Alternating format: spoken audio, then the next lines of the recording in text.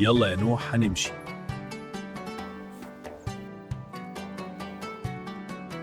لا، أنا مش ماشي. خلص وقت اللعب يا بطل. قلت لا.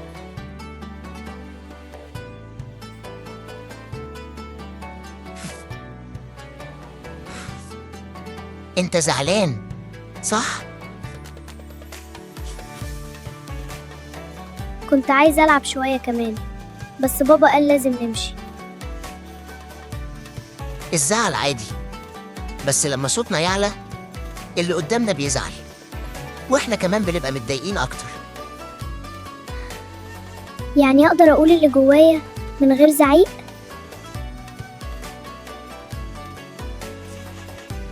القوة مش في الصوت العالي، القوة انك تتحكم في نفسك.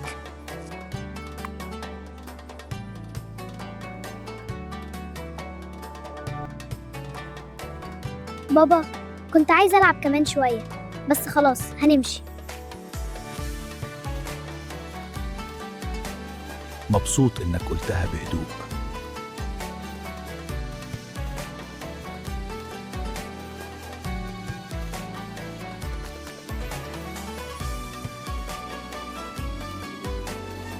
تحدي النهاردة خروجة النادي. لما بابا أو ماما يقولوا يلا هنمشي وانت مش عايز تمشي، ما تزعقش وما تعاندش، قول اللي جواك بهدوء وجرب تمشي من غير صوت عالي، وأقول بعدها أنا قلتها بهدوء. رسالة للأطفال: قول اللي جواك بهدوء، صوتك العالي مش هو اللي هيخليك أقوى.